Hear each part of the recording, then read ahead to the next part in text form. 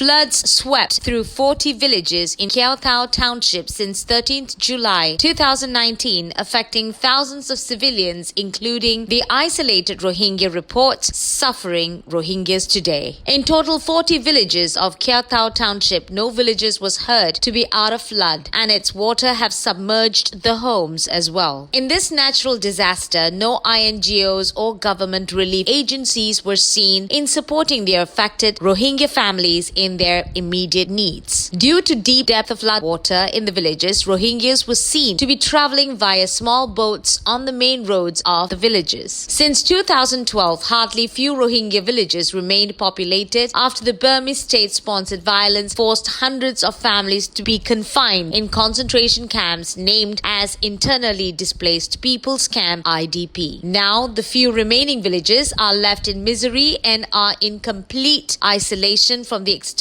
world, facing severe inhumane situations till today.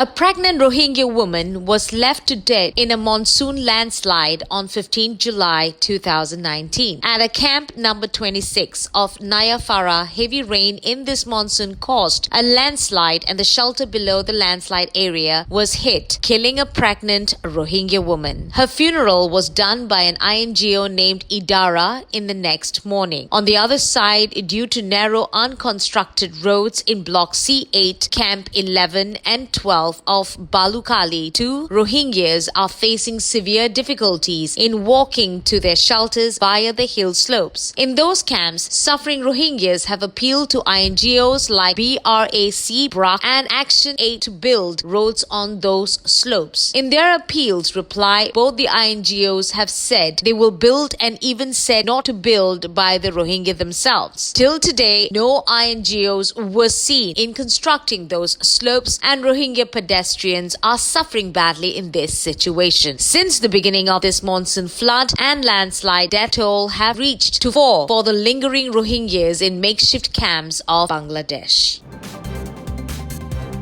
The United States has announced sanctions on Burmese military commander-in-chief Min Aung Hlaing and 3 other military leaders due to their role in the ethnic cleansing of the Rohingya minority. The State Department said on Tuesday it took action after finding credible evidence they were involved in the violence 2 years ago that led about 740,000 Rohingyas to flee across the border to Bangladesh. With this announcement, the United States is the first government to publicly take action with respect to the most senior leadership of the Burmese military. Secretary of State Mike Pompeo said in a statement, "We remain concerned that these Burmese government has taken no actions to hold accountable those responsible for human rights violations and abuses, and there are continued reports of the Burmese military committing human rights violations and abuses throughout the country," he added. Also sanctioned were Deputy Commander-in-Chief So Win, Brigadier General Tan U and Brigadier General Ong Ang, as well as the families of all 4 officers. Buddhist majority Burma refuses to grant the mostly Muslim Rohingya citizenship or basic rights. United Nations investigators say the violence warrants the prosecution of top generals for genocide, and the International Criminal Court has started a preliminary probe. Pompeo voiced particular outrage that Burma in May ordered the release of 7 soldiers convicted of killing Rohingya villages, serving less time than 2 Reuters journalists jailed for more than 500 days after exposing the death. He called it an egregious example of the continued and severe lack of accountability for the military and its senior leadership. The sanctions notably do not affect Aung San Suu Kyi, the former political prisoner who has risen to become the country's de facto civilian ruler. The Nobel laureate has been criticized over her indifference to the atrocities committed by the military against the Rohingyas, considered the most persecuted minority in the world. The sanctions are the most visible sign of US disappointment with Myanmar, formerly known as Burma, since its launched political reforms in 2011, with the military rulers reconciling with Washington and eventually allowing an elected political leadership.